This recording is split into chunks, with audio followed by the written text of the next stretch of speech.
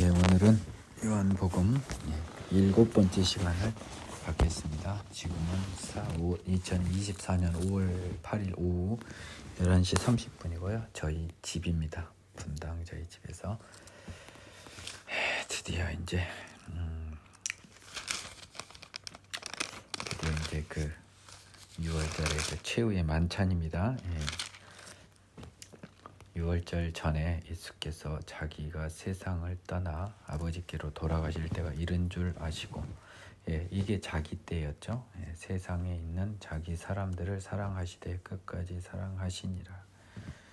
마귀가 벌써 시몬의 아들 가룟 유다의 마음에 예수를 팔려는 생각을 넣었더라.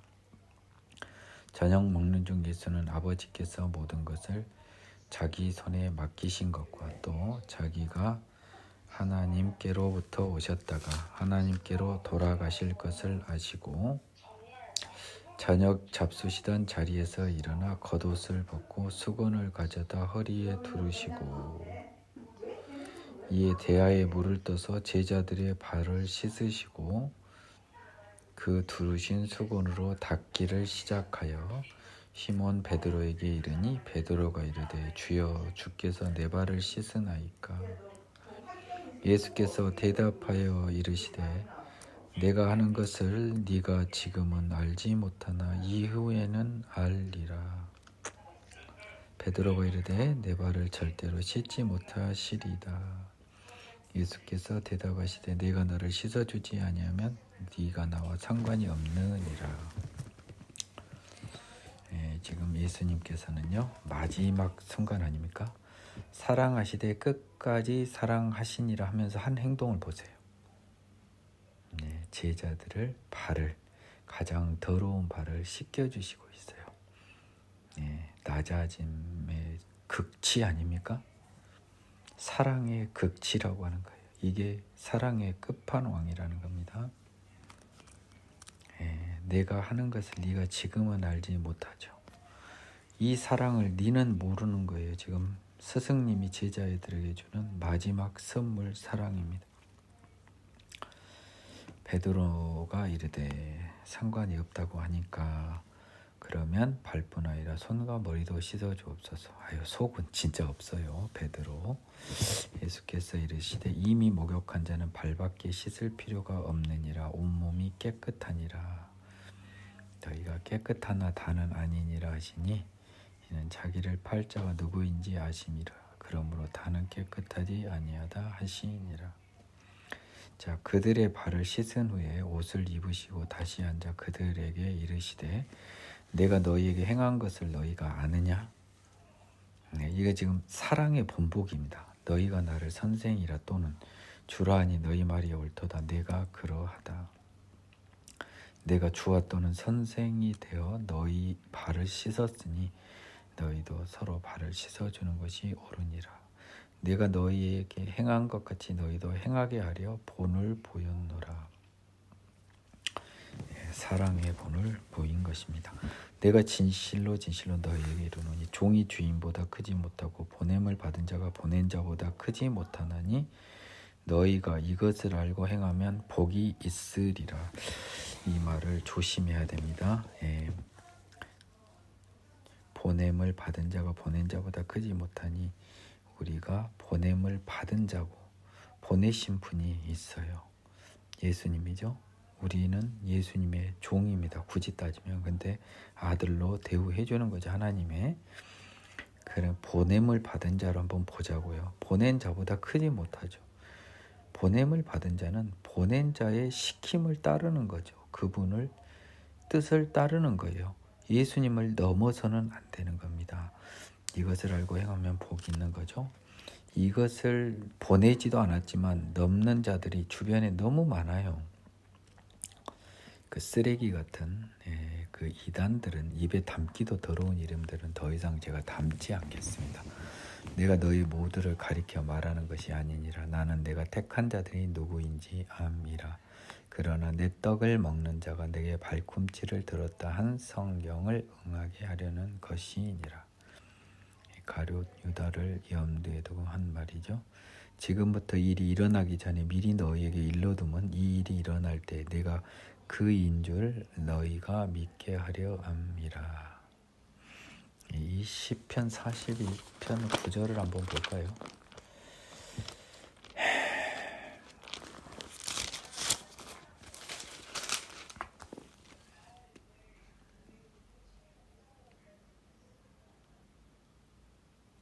네, 이건 다윗셋인데요. 이것을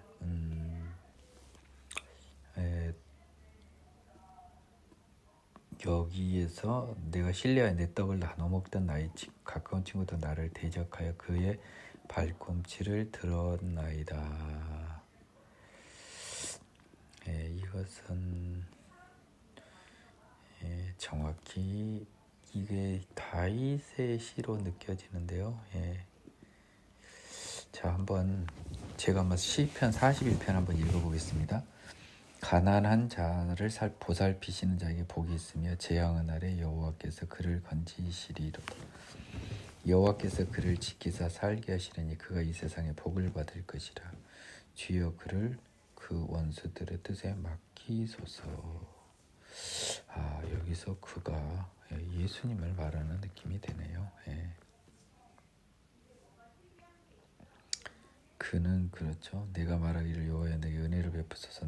내가 주께 범죄하였으니 나를 고치소서 하였나이다. 나의 원수가 내게 대하여 악담하기를 그가 어느 때나 죽고 그의 이름이 언제나 없어질까 하며 나를 보러 와서는 거짓을 말하고 나의 중심에 악을 쌓다. 나가서는 이를 선포하며 나를 미워하는 자가 다 하나같이 내게 대하여 수근거리고 나를 헤아려 걷게 하며 이르기를 악한 병이 그에 들었으니 이제 그가 눕고 다시 일어나지 못하리라 하오며 내가 신뢰하며 내 떡을 나눠 먹던 나의 가까운 친구도 나를 대적하여 그의 발꿈치를 들었나이다.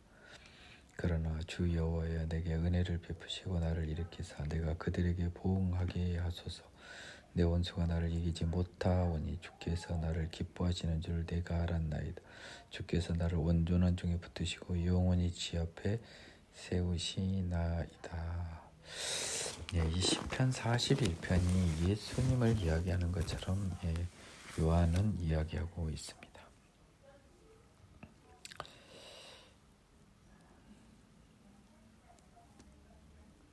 지금부터 일이 일어나기 전에 미리 너희에게 일러두면 일이 일어날 때 내가 그인 줄 너희가 믿게 하려 함이로라. 내가 진실로 진실로 너희에게 이르노니 내가 보낸 자를 영접하는 자는 나를 영접하는 것이요 나를 영접하는 자는 나를 보내신 이를 영접하는 것이니라.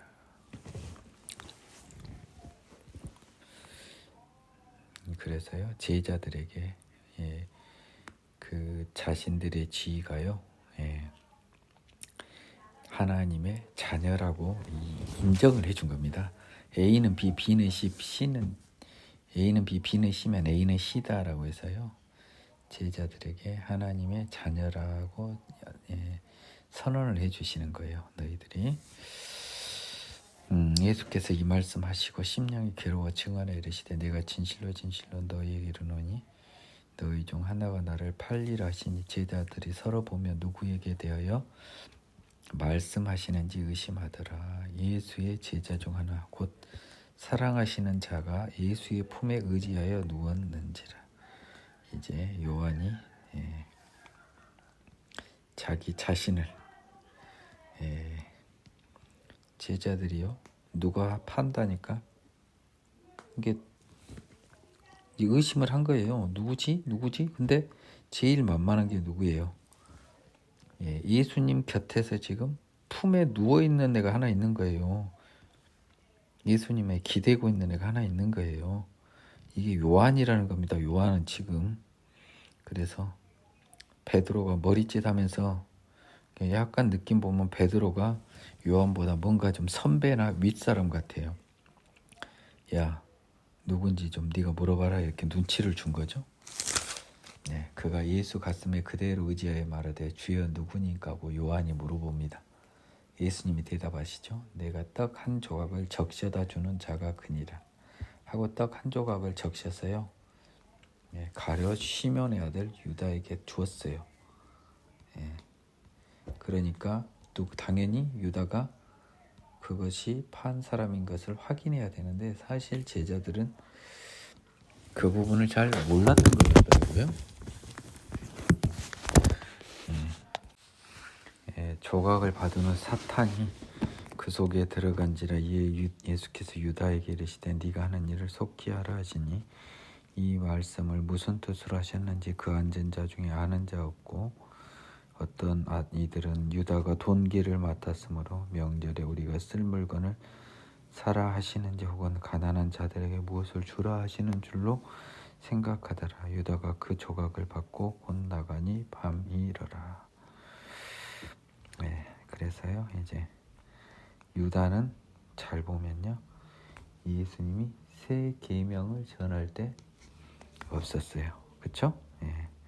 그가 나가오니 예수께서 이르시되 지금은 인자가 영광을 받았고 하나님도 인자로 말미암아 영광을 받으셨도다. 만일 하나님이 그로 말미암아 영광을 받으셨으면 하나님도 자기로 말미암아 그에게 영광을 주시리니 곧 주시리라. 작은 자들아 내가 아직 잠시 이런 말들이 여러분 뭔 말인지 잘 모르겠죠. 하나님은요 예수님의 이 모든 것을 따르기로 한 마음을 먹은 예수님을 통해서요 인자가 하나님께 미리 영광을 받았고 하나님도 예수님으로 말미암아 영광을 받았어요. 만일 하나님이 그로 말미암아 예수님으로 말미암아 영광을 받으셨다면 하나님도 자기로 말미암아 그에게 영광을 주십니다. 곧 주십니다. 따라서 우리가 하나님께 영광이 된다면 우리로 인하여 하나님이 영광이 된다면 하나님은 몇 배로 갚아주시는 것이죠. 작은 자들아 내가 아직 잠시 너희와 함께 있겠노라. 너희가 나를 찾을 것이나 일찍이 내가 유대인들에게 너희는 내가 가는 곳에 올 수 없다고 말한 것과 같이 지금은 너희에게도 이르노라. 새 계명을 너희에게 주노니 서로 사랑하라. 내가 너희를 사랑한 것 같이 너희도 서로 사랑하라. 계명을 줬습니다. 새 율법을 줬습니다. 그래서 바울은 이것 때문에 사랑의 율법의 메인자라고 자기를 표현해요. 너희가 서로 사랑하면 이로써 모든 사람이 너희가 내 제자인 줄 알리라. 이 사랑이라고 하는 것이 굉장히 중요해요. 이 예수님의 이 가르침 중에서는요. 왜 사랑이 왜 중요하냐면요. 이 사랑은 죄와 정반대편에 있어요. 여러분 사랑이 뭐냐면요. 예수님이 본질적으로 말씀하신 사랑은요. 사실 낮아짐이거든요. 여러분 보세요. 낮아짐인 거 여러분 인정하시죠? 자, 또 따지기 좋아하고 뭐 이렇게 개념화도 잘하는 민전도사가 낮아짐의 반대는 뭐예요? 높아짐이죠. 높아지면 다 죄예요, 여러분. 그렇죠? 높아지는 건 다 죄라고요. 내가 낮아지면 여러분이 그토록 원하는 뭐 나를 십자가에 못 박았다는 바울 선생님 말, 내가 십자가에 못 박겠다, 뭐 육이 죽었다, 다 낮아진 것을 표현한 거예요, 여러분.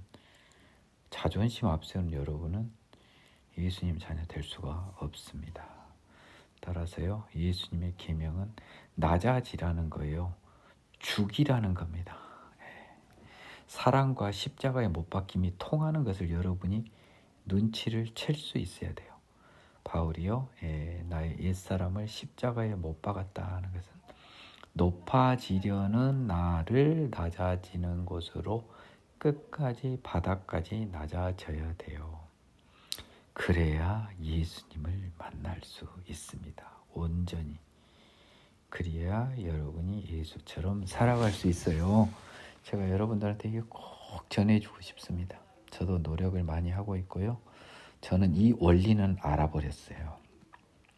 사랑과 십자가에 나를 죽이는 것은 똑같은 말이었던 거예요. 낮아지는 겁니다. 시몬 베드로가 이르되 주여 어디로 가시나이까? 예수께서 대답하시되 내가 가는 곳에 네가 지금은 따라올 수 없으나 후에는 따라오리라. 베드로가 이르되 주여 내가 지금 왜 어찌하여 따라갈 수 없나이까. 주를 위하여 내 목숨을 버리겠나이다. 베드로는 이때 약간 좀 혈기왕성한, 감정적으로는 이 말을 한 거예요. 지금 여러분도 지금 베드로 같은 소리를 하고 있는 분이 많아요. 겁도 없이, 깜도 안 되면서요. 잘 생각하세요. 예수께서 대답하시되 네가 나를 위하여 네 목숨을 버리겠느냐? 내가 진실로 진실로 내게 이르노니 닭 울기 전 네가 3번 나를 부인하리라. 예수님을 위해 목숨을 버리는 것은 생명의 성령의 법으로 다시 태어나지 않으면 안 되는 겁니다. 의지와 감정만으로 되지 않아요. 눈물 흘린다고 되지 않아요. 생명의 성령으로 태어나서 죄 짓지 않는 사람만이 그나마 도전할 수 있습니다. 14장 제가 제일 좋아하는 건데요. 여기서부터는 너희는 마음에 근심하지 말라. 하나님을 믿으니 또 나를 믿으라. 제자들이 좀 근심하는 것 같아요. 그러니까 지금 근심하지 말라고 한 거죠. 하나님을 믿으니 나를 믿으라. 하나님에 대한 신뢰는 이들도 다 유대인이니까요. 전능하심에 대한 신뢰가 꽤 많습니다. 이 부분 강의는 하용조 목사님의 강의를 제가 많이 좀 기억을 하고 있어요. 내가 너무 그 죽음을 앞두고 중증 장애를 앞두고 이 하용조 목사님이 강의를 들었는데요. 저는 이 부분 강의한 하용조 목사님의 강의하는 목사님이 너무 부러웠어요. 그분의 그 평화로운 목소리가, 평화로운 얼굴이 부러웠어요. 저는 그때 그것을 이룰 수 없었거든요. 지금은 저도 비슷하게 흉내낼 수 있을 것 같아요. 제가 개인적으로 참 좋아하는 목사님입니다. 저한테 칭찬받는 유일한 목사님이에요. 현재까지. 내 아버지 집에 거할 곳이 많도다. 그렇지 않으면 너희에게 일렀으리라. 내가 너희를 위하여 거처를 예비하러 가노니. 여러분, 천국은 정원이 없어요. 그것은 상대적인 곳이 아닙니다. 절대적인 곳입니다. 합격하려면 많이 합격할 수도 있고요. 없으려면 한 교회 한 명도 없을 수 있어요. 그러나 천국은 스페이스가 넓습니다. 너희가 아버지의 뜻대로만 행동하면 언제든지 들어갈 수 있어요. 죄를 짓지 않으면 언제든지 갈 수 있는 곳입니다. 누구나 갈 수 있는 곳이에요. 죄를 짓지 않으면, 죄 사함 받아 새롭게 태어나면 누구나 갈 수 있어요. 그렇지 않으면 너희에게 일렀으리라. 부족하지 않다. 내가 너희를 위하여 거처를 예비하러 가느니. 자, 예수님은요 이제 돌아가시는데 본인이 하늘로 올라가는 것을 천국의 우리의 거처를 예비하러 가신다는, 이렇게 표현을 하셨어요. 너희 올 곳 내가 잘 정돈해 놓으러 간다는 거예요. 가서 너희를 위하여 거처를 예비하면 내가 다시 와서 너희를 내게로 영접하여 나 있는 곳에 너희도 있게 하리라. 예비하고요 갔다 다시 오신대요. 그래서 우리를 데리고 예수님 계신 천국으로 가게 해준답니다. 우리가 죽으면요 14장 3절처럼 예수님이요 우리를 천국으로 인도해 주셔요. 그분이 천군 천사를 시켜서 딱 여러분을, 하영조 목사님 표현입니다. 영과 육이 분리되는 그 순간 바로 예수님 천군 천사 여러분의 소중한 생명을 그대로 천국에 데려와서 신령하게 싹 틔우니까 걱정 말고 죽으십시오. 화장하세요. 화장해도 상관없어요. 번데기 같은 이 썩어 빠진 내 욕심 여기서 불에 타진 게 뭔 상관입니까? 저는요 화장을 할 겁니다. 이런 마음도 함부로 먹기 어려워요. 제가 처음에 이렇게 마음 못 먹었습니다. 고백한데 내가 어디로 가는지 그 길을 너희가 아느니라. 모르죠. 근데 이 질문 올 줄 알았어요. 그러면서 도마가 바로 탁 물고 오죠. 주께서 어디로 가시는지 우리가 알지 못하는데 그 길을 어찌 알겠습니까? 그러니까 내가 어디로 가는지 그 길을 너희가 안다라고 하면은요. 어디로 가는지와 그 길을 포함하는 걸로 도마는 해석했어요. 그래서 어디로 가는지도 모르는데 길은 어떻게 합니까? 라고 딱 물어봅니다. 자, 이거 영어 성경 한번 참조해 보겠습니다.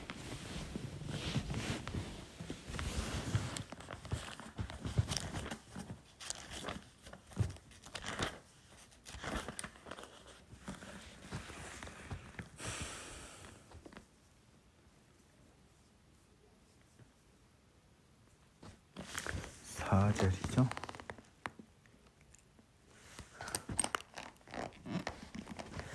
이게 개역 한글에는 좀 다르네요. 네가 가는 곳에 그 길을 너희가 알리라인데요. 4절 영문은요. And where I go you know and the way you know. 예. 그러니까 도마가 이렇게 물어보는 게 맞겠네요. 이 우리 개역 개정은요. 마치 어디로 가는지하고 그 길이 하나로 한 문장으로 돼 있는지 것처럼 돼 있잖아요. 근데 영어에는 분명히 그 and where I go you know. 그리고 내가 가는 것을 너희들이 알지 않냐. 그리고 그 길 the way you know. 그 길도 안다. 내가 어느 길로 통해 어디로 가는지 너희가 안다는 말이에요. 그러니까 도마가 아니 주님 어디로 가는지도 모르는데 길은 또 어떻게 합니까? 해서 도마의 이 질문을 끌어내려고 예수님이 뻔한 말씀을 하신 거죠. 이 질문 나올지 알고요. 그래서 예수가 딱 기다렸다는 듯이 예수님이 말씀합니다. 길, 그래 너 잘 물어봤다. 어디로 가는지는 알죠 여러분. 제가 방금 또 뇌압을 느낍니다. 어디로 갑니까? 천국에 가죠. 그 길을 너희가 아느니라 해서 이 도마는 어디로 가는지도 모르는데 길을 어찌합니까? 예수께서 뭐랍니까? 천국에 가는 그 길을 이제 알려준다는 거죠. 여러분 주의하십시오. 집중하십시오. 내가 곧 길이요 진리요 생명입니다. 내가 길이면 뭐예요? 어디로 가는 길이죠? 천국으로 가는 길이라는 거예요. 그러니까 진리요 생명인 겁니다. 그렇죠? 예수님이 길이요 진리요 생명이면 길이요 진리요 생명 길이 느낌이 잘 안 와요. 바른 길, 뭐 옳은 길 이런 생각한단 말이에요. 여러분 머릿속에서 민기영 전도사가 딱 정확히 넣어줍니다. 천국으로 가는 길이 예수입니다. 오케이? 그러니까 진리요 생명이죠. 나로 말지 않고는 아버지께로 올 자가 없죠. 길이니까 천국 가는 길이니까 그래서 4절과 6절이 대응하고요. 영어 성경 보면 일부러 어디로 가는지도 알고 너희들이 그 길도 아니까 이상하다.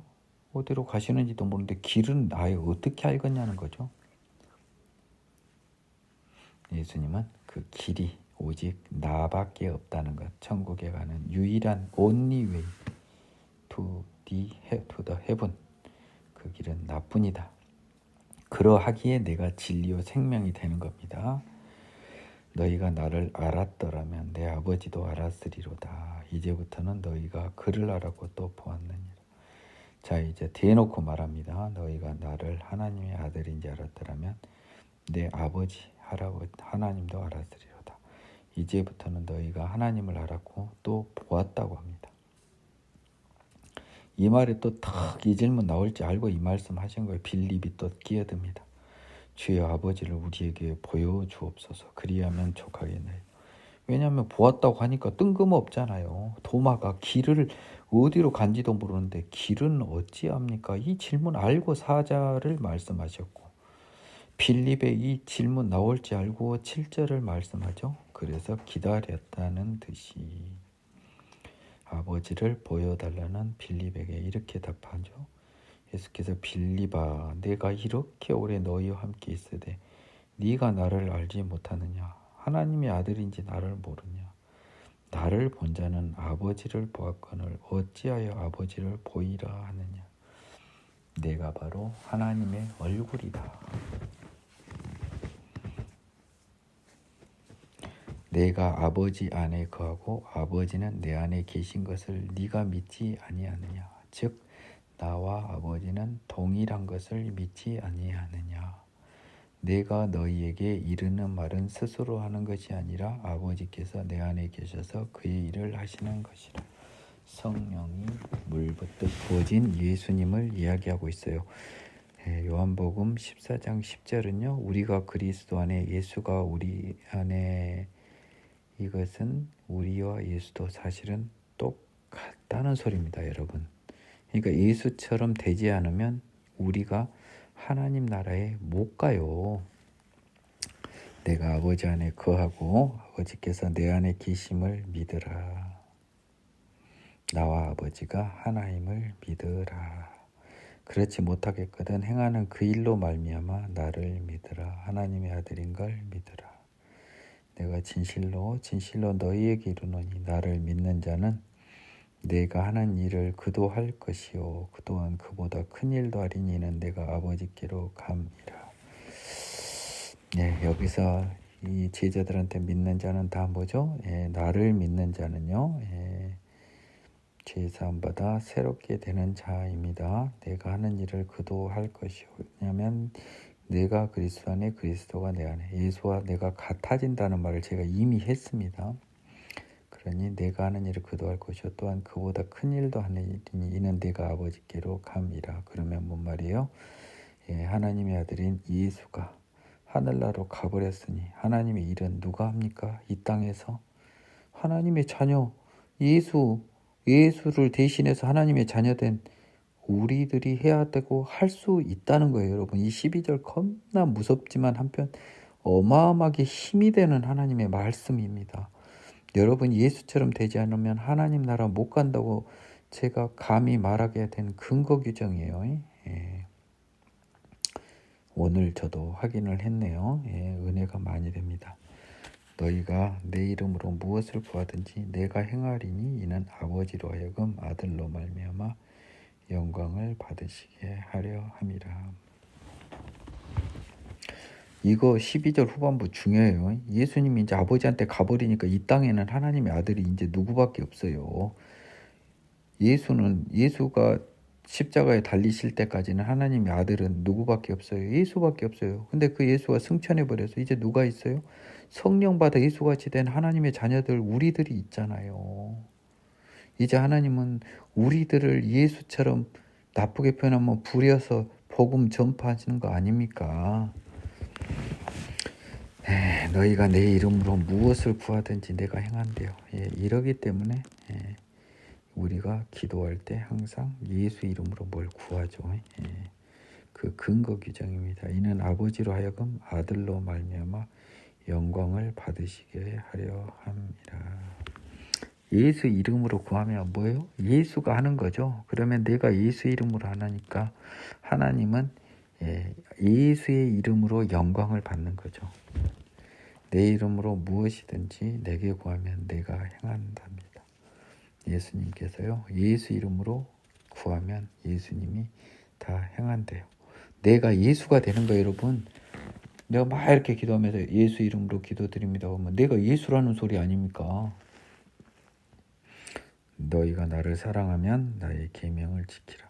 내가 아버지께 구하겠으니 그가 또 다른 보혜사를 너희에게 주사 영원토록 너희와 함께 있게 하리라. 이제 예수님이 드디어 성령을 일반적으로 구하는 것을 아버지께 요청하십니다. 따라서 그 요청에 따라요, 십자가 사역을 완성한 예수님의 요청 때문에 하나님이 성령을 우리에게 영원토록 부어주시는 거죠. 있게 하여 주시는 거죠. 또 다른 보혜사입니다. 예수님도 보혜사였던 거예요. 보이는 보혜사가 예수였다면 보이지 않는 보혜사가 성령이죠. 자, 예수님은 이러면 뭡니까? 보이는 하나님, 보이는 보혜사. 오케이?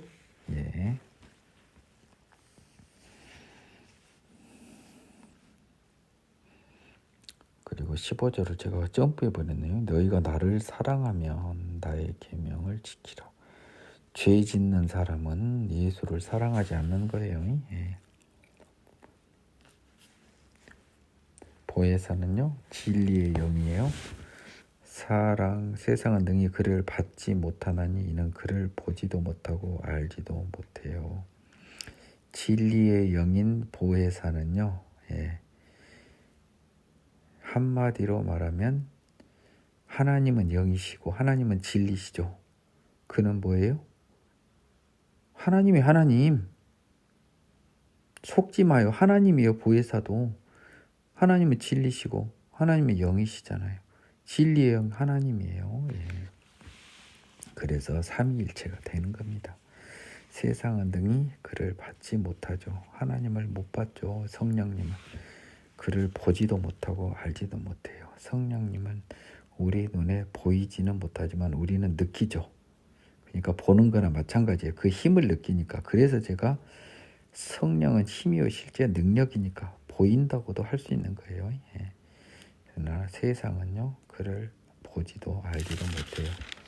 그러나 너희는 그를 아죠. 성령님을 압니다. 그는 너희와 함께 거하시며 너희 속에 계시겠습니다. 이거는 미래의 시제입니다. 오케이? 미래입니다. 내가 너희를 고아와 같이 버려두지 아니하고 너희에게 오리라.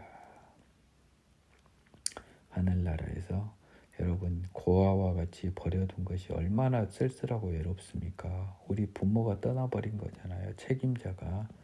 근데 예수님 지금 가버렸잖아요. 근데 너희에게 온대요. 그러면 뭔 말이에요? 성령님으로 오시는 겁니다. 예. 조금 있으면 세상은 다시 나를 보지 못할 것이되 너희는 나를 보리니 이는 내가 살아있고 너희도 살아있겠습니다. 성령님으로 우리 곁에 살아있고 그 성령님 때문에 우리도 죽은 몸에서 살게 되는 겁니다. 예, 그날에는 내가 아버지 안에 너희가 내 안에 내가 너희. 이게 민기영 변호사 그렇게 강조한 A는 B고 B는 C니까 A는 C다는 거예요. 자 보세요. 내가 아버지 안에 예수님이 하나님 안에 너희는 내 안에 내가 너희 안에. 그래서 우리는요 결국 하나님 안에도 들어가는 거예요. 그렇죠? 결국 우리는 다 하나인 거예요. 한 아버지의 자녀예요. 성부 하나님의 자녀 중에 우리의 왕이신 예수님과 그 예수님을 모시고 천국에서 자녀로 살아갈 우리들이 하나님의 자녀들인 겁니다. 우리는 모두 하나님과 사실은 같아요. 어떤 점에서 같냐? 죄 없음에서 같아요. 여러분 이것을 조심하고 우리가 되게 전능하신 하나님하고 같아요. 당연히 그분은 창조주고 우리는 피조물이죠. 다만 우리가 같은 건 딱 하나 있는 거예요. 죄 없는 것. 따라서 죄 없음이 가장 중요한 거예요. 여러분이 나의 계명을 지키는 자라야 나를 사랑하는 자니 나를 사랑하는 자는 내 아버지께 사랑을 받을 것이요 나도 그를 사랑하여 그에게 나를 나타내리라. 예. 예수님의 계명을 지키는 자는 예수님을 사랑하는 자예요. 그러면 하나님께 사랑을 받는데요. 그래서 예수님이요 그에게 예수님을 나타내리라. 뭔 말이에요? 그 사람 예수처럼 만들어준다는 소리 아닙니까? 그렇잖아요. 그에게 나를 나타내리라. 너를 예수처럼 만들어준다는 거죠. 그래서 민기영 변호사 자꾸 예수처럼 안 되면 천국 못 간다고 막 제가 이야기했을 때 좀 함부로 이야기한 것처럼 분명히 여겨졌는데요.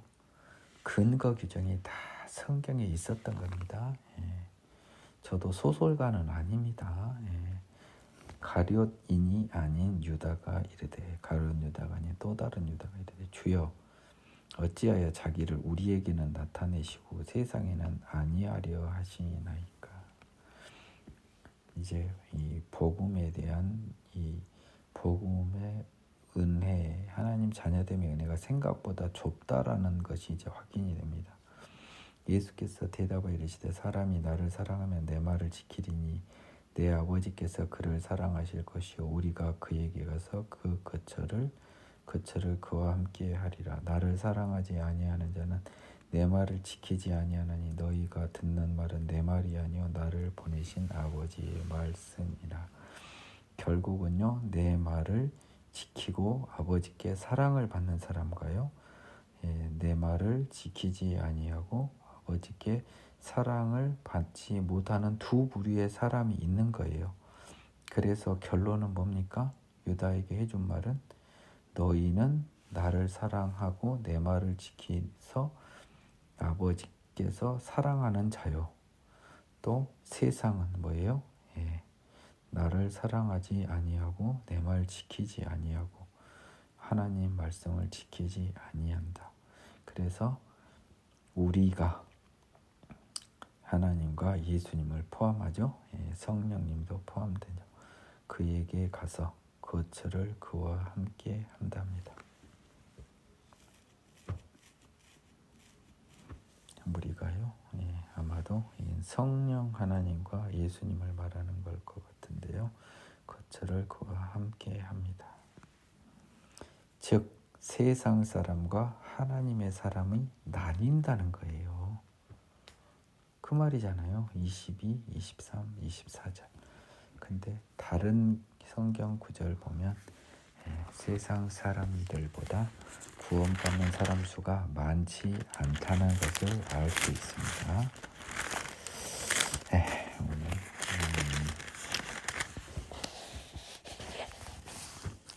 나는 포도나무요 너희는 가지라. 나는 참 포도나무요 내 아버지는 농부고요. 하나님이 농부라면 예수님은 포도나무, 우리는 가지입니다. 자, 관계를 보자고요. 자, 그러면 농부는 포도나무를 심고 가꾸시는 분이죠. 자, 봅시다. 무릇 내게 붙어서 있어 열매를 맺지 아니하는 가지는 아버지께서 그것을 제거해 버리시고 무릇 열매 맺는 가지는 더 열매를 맺게 하려 하여 그것을 깨끗하게 하시느니라. 자, 가지가요 포도나무에 붙어 있어요. 줄기하고 뿌리에. 근데 열매가 없어요. 필요 없는 가지죠. 농부인 아버지께서 제거해 버립니다. 잘라 버립니다. 열매를 맺는 가지는요, 더 열매를 맺게 하려 그것을 우리 이제 인간 기준은 농약도 하고 거름도 주고 뭐 주사도 주는데 하나님은 어떻게 해요?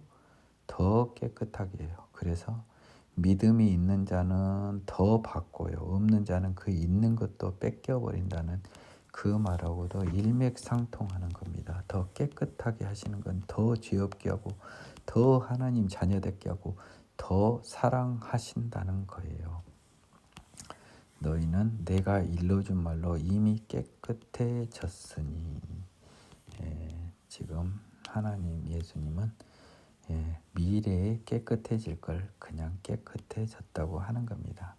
이미 깨끗해졌다고 하는데 사실 이때 깨끗해진 것은 아니에요. 시간을 초월하는 말입니다. 하나님과 예수님의 말씀은 가끔 이렇게 시간을 초월할 때가 많습니다. 내 안에 거하라. 나도 너희 안에 거하리라. 내가 너 안에, 너희가 내 안에 똑같아져라. 나와 같아져라. 가지가 포도나무에 붙어있지 아니하면 스스로 열매를 맺을 수 없죠. 그건 상식 아닙니까? 너희도 내 안에 있지 아니하면 열매를 맺을 수 없습니다. 천국 열매를, 선한 열매를, 하나님의 자녀됨의 열매를 못 맺어요. 열매를 못 맺으면 어떻게 하죠? 제거해 버립니다. 2절 보세요. 나는 포도나무여 너희는 가지라. 그가 내 안에 내가 그 안에 거하면 사람이 열매를 많이 맺는다는 겁니다. 즉 예수 안에 있으면, 그러니까 그가 내 안에는 사실은 너희가 내 안에 내가 너희 안에 거하면 너희가 열매를 많이 맺나니, 이렇게 해야 정확하죠.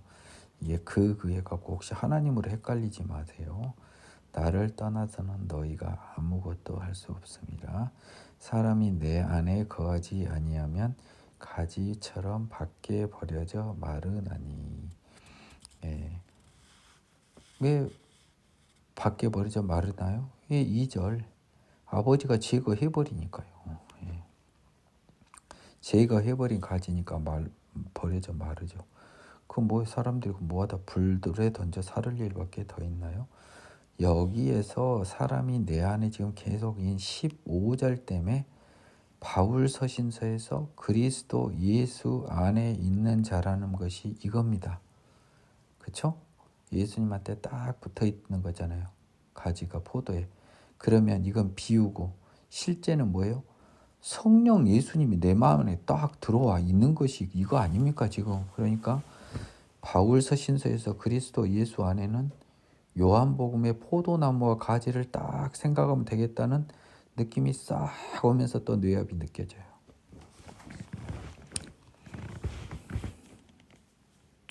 너희가 내 안에 거하고 내 말이 너희 안에 가면 그리스도 예수 안에 있으면. 바울 선생님 여기서 딱 찾아왔네요. 내가 보니까. 근데 희한하죠. 바울 선생님은 요한복음을 본 적이 없는데요. 그러니까 바울과 요한이 공통되게 느끼는 게 있는 거예요. 요한은 이 말을 들었는데요. 우리 바울 선생님은 어떻게 들었을까요? 환상 속에서 영 속에서 예수님을 만났죠. 예. 그러니까 똑같은 말을 하시는 거예요. 너희가 내 안에 가고 내 말이 너희 안에 가면 무엇이든지 원하는 대로 구하라. 그리하면 이루리라. 너희가 열매를 많이 맺으면 내 아버지께서 영광을 받으실 것이요 너희는 내 제자가 되리라. 아버지께서 나를 사랑하신 것 같이 나도 너희를 사랑하였으니 나의 사랑 안에 거하라. 아멘입니다. 예수님이 우리를 얼마나 사랑했는지는 여러분이 잘 아셔요. 제자들한테 보여줬던 그 마지막 낮아짐, 그 사랑 안에 거하라. 내가 아버지 계명을 지켜 그의 사랑 안에 거하는 것 같이 너희도 내 계명을 지키면 내 사랑 안에 거하리라. 예수님의 사랑 안에 거하는 유일한 방법은요, 그의 계명을 지키는 겁니다. 그의 명령을 지키는 거예요. 그의 명령은 뭐였죠? 사랑하라였어요. 낮아지라 그랬어요. 너희가 내 계명, 낮아지라는 계명을 지키면 결국은 내 사랑 안에 거하리라. 즉 내 사람이 되고 그리스도 예수 안에가 되는 거예요. 낮아짐은 나를 죽이고 나를 낮추는 건데 그게 나를 십자가에 못 박는 거니까 그리스도 예수 안에로 딱 통하잖아요 지금. 그렇죠? 내가 이것을 너희에게 이름은 내 기쁨이 너희 안에 있어 너희 기쁨을 충만하게 하려 함이라. 내가 이것을 너희에게 이름은 뭔 말이냐면요, 너희가 내 사랑 안에 거해서 내 제자가 돼서 나와 같이 되라. 내가 이 명령을 하는 이유는요, 나의 기쁨이 너희 안에 있어 너희 기쁨을 충만하게 하라. 저는 이 말을 너무 늦게 알았어요. 성경을 몇 번 읽은 다음에 알았는데요, 이거 제가 정확히 풀어듭니다. 내 기쁨은 무슨 기쁨이냐면요, 사랑의 기쁨입니다. 사랑의 기쁨이라고요. 지금 예수님은요, 사랑을 우리에게 요청하고 계십니다. 낮아지는 기쁨이요. 정말 역설적인 기쁨이지만 이 낮아짐의 기쁨이 진정한 기쁨입니다. 여러분, 이 11절요, 사랑의 기쁨, 낮아짐의 기쁨이 우리 것이 되도록 저랑 같이 노력하도록 하고 예수님께 구하도록 하기로 약속하시죠. 저는 이 기쁨을 조금 요즘 느끼고 있어요. 세상 사랑하고 달라요. 예수 사랑은요, 기쁨이 됩니다. 사랑하면서 기뻐져요. 낮아지면서 기뻐져요. 웃기잖아요. 높아져야 기쁜데 낮아지면서 기쁜 건 웃기잖아요. 참된 기쁨은 낮아짐에서 옵니다. 이러한 너희 기쁨을 충만하게 하려 하여서 너희에게 사랑하라고 낮아지라고 요청하십니다. 예수님 말 들어서 손해난 거 1도 없어요. 용서하면 내 마음에 평화가 와요. 그래서 내가 이익을 봐요. 용서받은 사람이 아니라요. 내 계명은 곧 내가 너희를 사랑한 것 같이 너희도 서로 사랑하라 하는 이것이니라. 예수님의 계명은 이거죠. 내가 너희를 사랑한 것 같이. 자, 민기영 전도사 풀어듭니다. 내가 너희 앞에서 낮아진 것 같이 너희도 서로 낮아지라. 사람이 친구를 위하여 목숨을 버리면 이보다 더 큰 사랑이 없나니 너희는 내가 명하는 대로 행하면 곧 나의 친구라. 갑자기 14절에서요. 낮아지면 사랑을 하면 예수님의 친구까지 돼버립니다. 우리가. 그러면 사람이 친구를 위하여는 예수님도 포함되는 거죠.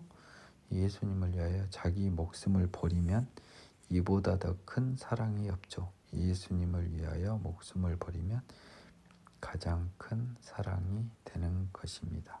가장 낮아지는 것이 되는 거죠. 이제부터는 너희를 종이라 하지 아니하리니 종은 주인이 하는 것을 알지 못함이라. 너희를 친구라 하였노니 사단은 자기의 지배를 받는 사람을 종으로 부리지만 예수님은 하나님은 아들로 보고요. 예수님은 친구로 봐요. 자, 관계 보시죠. 우리는 사단에 속해 있을 때는 사단의 종, 하나님과 예수님에 속했을 때는 하나님에는 아들이고요. 예수님과는 친구가 되는 것입니다. 너희를 친구라 하였나니 내가 내 아버지께 들은 것을 다 너희에게 알게 하였으니까 너희나 나는 똑같이 무엇이다? 하나님의 자녀로서 친구이다. 너희가 나를 택한 것이 아니요 내가 너희를 택하여 세웠나니 이는 너희로 가서 열매를 맺고 또 너희 열매가 항상 있게 하여 내 이름으로 아버지께 무엇을 구하든지 다 받게 하려 함이라. 구원의 주권이 하나님 쪽에 있는 것을요 예수님도 인정하였습니다. 그 이유는요 열매를 맺어서요 사랑의 열매, 성령의 열매를 맺어서 너희 열매가 항상 있어서 하나님이 그것을 깨끗하게 너희 가지를 깨끗하게 하시고 내 이름으로 예수님의 이름으로 아버지께 무엇을 구하든지 이제 하나님의 자녀로서 친구니까 예수님이 하나님이 원하는 거 다 해주셨잖아요. 우리도 예수 이름으로 아버지께 구하면 우리도 예수 취급을 받아요. Why? 예수님은 이제 세상에는 없죠. 하나님의 자녀인 우리들이 예수님의 하실 일을 하니 우리가 예수님 이름으로 하나님께 무엇을 구하든지 다 받을 수 있게 되는 것입니다. 내가 이것을 너희에게 명함은 너희로 서로 사랑하게 하려 함이라. 명령해서 나쁠 게 1도 없어요. 너희가 서로 사랑한다. 자꾸 러브가 아니에요. 낮아짐. 내 스스로의 존재감을 없애고 자존심을 없애고 낮아짐. 한없이 낮아짐. 세상이 너희를 미워하면 너희보다 먼저 나를 미워한 줄을 알라. 너희랑 나는 친구잖아요. 똑같은 하나님의 자녀고요. 너희가 세상에 속하였으면 세상이 자기의 것을 사랑할 것이나 자기의 것 세상에 속한 사람 너희가 세상에 속했으면 세상은 자기의 것 세상의 사람이면 사랑할 것이에요. 근데 너희는 세상에 속한 자가 아니죠. 도리어 내가 너희를 세상에서 택하였기 때문에 세상이 너를 미워하느니라. 내가 너희를 세상에서 택하였기 때문에는요. 이렇게 해석해야 정확하죠. 너희를 세상에서 뽑아냈기 때문에 구별해서 뽑아내버렸기 때문에 세상이 너희를 미워하는 거예요. 너희는 세상에서 속하지 않는 거죠. 세상을 사단이라고 보면 되겠습니다. 사단에게 속했는데 뽑아와 버렸다고요. 그러니까 새끼 뺏겨버린 사단이 우리를 얼마나 미워하겠습니까? 저것이 내 꼬봉 종이 돼야 되는데 새끼가 아니라 종 하나 뺏겨버린 주인이 얼마나 억울하겠어요. 내가 너희에게 종이 주인보다 크지 못하다 한 말을 기억하라. 우리는 예수님을 넘어설 필요가 없어요. 넘을 수도 없어요. 우리가 민기영 전도사가 예수처럼 되라 그랬지 예수를 능가하라 했습니까? 능가할 수가 없어요. 예수님처럼 되면 돼요. 예수님하고 똑같이는 게 맥스인데 그것도 쉽지 않지만 예수님처럼 돼야 돼요. 예수님을 넘어서려고 하는 더러운 자들은 입에 담기도 힘듭니다. 그 더러운 자들 이만희, 정명석, 문선명, 박태선은 지옥에서 지금 펄펄 끓는 불에서 영원한 벌을 받고 있을 것입니다. 지금 정명석이하고 이만희 이것들 지금 그들의 분신이요 지금 지옥에서 펄펄 끓는 데서 지금 고생하고 있어요. 사람들이 나를 박해하였은즉 너희도 박해할 것이요 내 말을 지켰은즉 너희 말도 지킬 것이라. 우리는 하나니까 너는 나의 친구니까. 그러나 사람들이 내 이름으로 말미암아 이 모든 일을 너희에게 하리니 이는 나를 보내신 이를 알지 못함이라. 박해할 거란 말입니다. 너희가 내 이름으로 말미암아 예수의 이름으로 말미암아 즉 뭐예요? 예수하고 똑같이 됨으로 말미암아 이 모든 일을 너희에게 하리니 이는 나를 보내시니 하나님을 알지 못함. 그들은 안다고는 생각하고 말하는데 모르는 거예요. 실질은. 내가 와서 그들에게 말하지 아니하였더라면 죄가 없었으려냐. 이제 죄의 근거 규정 나옵니다. 예수님께서 그들에게 이 모든 것을 이미 이야기했습니다. 죄가 없지만 지금은 이미 말하였기 때문에 그 죄 없다는 핑계를 할 수 없는 거예요. 몰랐는데요 라고 할 수 없다는 거죠. 나를 미워하는 자는 또 내 아버지를 미워하느니라. 내가 아무도 못한 일을 그들 중에서 하지 아니하였더라면 그들에게 죄가 없으려니와 모든 표적과 기사마저도 보여주셨죠. 말하실 뿐만 아니라 또 표적과 기사도 보여줬는데 그런 것마저 없었다면 아무리 내가 100번 양보해도 그런 것이라도 없었다면 죄가 없었으려지만 지금은 그들이 나와 내 아버지를 보았고 또 미워했죠. 표적과 기사를 보고 하느님의 아들이 아니면 할 수 없는 모든 일들을 보고도 인정하지 않고 미워하였습니다. 그러나 이는 그들의 율법에 기록된 바 그들이 이유 없이 나를 미워하였다 한 말을 응하게 하려 함이라. 시편의 기제를 인용하고 있습니다. 결국은요 하나님의 자녀가 아닌 사람이 훨씬 많은 거죠.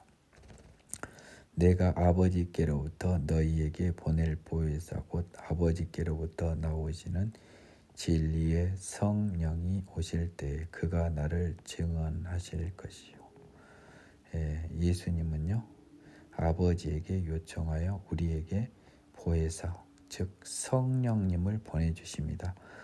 예수님이요 이것을 하실 수 있는 이유가 예수님이 성부 하나님이 맡기신 사역 십자가를 지라라는 사역을 완성하셨기 때문에 이제 성부 하나님께 보혜사를 보내달라고 요청을 할 수 있는 겁니다. 그래서 아버지께서 내 이름으로 보내실 성령, 진리의 성령이 오시면요 그분은 가장 먼저 예수님을 증언하실 거예요. 왜? 이거는 제가 풀어서 해석을 해드릴게요. 성령님은요 예수님을 어떻게 증언하냐면요 우리가 죄인임을 먼저 고백하게 해주시고요 그리고요 회개하게 해주시고요 그리고요 생명의 성령으로 태어나서 예수처럼 살게 해주세요. 그러면 그것이 예수님이 하신 모든 것을 증언한 것이 되죠. 그렇죠? 십자가 사역의 증인이 바로 성령님이 됩니다. 따라서 이 진리의 성령이 내주하지 않은 사람은 십자가 노래를 불러봤자요 교리에 그칠 뿐이고요 능력의 십자가가 되지 않는 거죠. 즉 예수님을 증언할 수가 없습니다. 예수님을 증거받을 수가 없어요. 내 안에 예수님이 있는 것을 증거할 수가 없어요. 첫 번째, 나한테 예수님이 필요한 이유조차 사실은 몰라요. 진리의 성령님이 오셔야 내가 예수님의 은혜가 없이는 온전해질 수 없다는 것을 고백할 수 있거든요. 너희도 처음부터 나와 함께 있었으므로 증언하느니라. 이거는요, 나중에 십자가와 부활과 관련해서요, 예수님의 제자들에게 부활에 관한 증언을 이야기하고 있는 것입니다. 아직 십자가를 지지는 않았어요. 그러면 자, 성령님이 예수님을 증언하는 것은 무엇이냐? 너희의 죄를 대신하여 하나님의 아들이 돌아가셨고 그가 부활하셔서 너희를 새로운 성령의 힘으로 자랄 수 있는, 힘을 줄 수 있는 진리의 성령 나를 너희 안에 보내주게 하셨다라고 증언해요. 그러면 우리도 이제 우리의 증언은 뭡니까? 너희도 처음부터 나와 함께 있었으므로 증언을 해요. 사도들은요, 부활을 나중에 증언할 거예요. 무슨 말인지 알겠습니까? 성령이 증언하는 것은 예수님 그 자체예요. 그렇죠? 너희도 처음부터 나와 함께 있었으니까 예수님도 증언하지만, 그런데 이들에게 진짜 부탁한 증언은 부활입니다. 그래서요, 26절은 예수님에 대한 증언을 하는 성령님, 즉 예수의 필요성과 능력에 대한 증인 성령. 생각보다 중요한 게 예수님의 필요성에 대한 증인이 성령님이에요. 그리고 예수님의 능력에 대한 증인이 바로 성령님입니다. 증거라고도 할 수 있죠. 그리고 사도들은요, 예수님의 존재, 이분이 세상에 오셨다는 것에 대한 증인, 또 나중에 뭐가 증인입니까? 부활의 증인. 이 부활의 증인이 더 커요. 오늘 요한복음 15장까지 살펴보았습니다. 밤늦은 시간이라서요, 이만 마치겠습니다.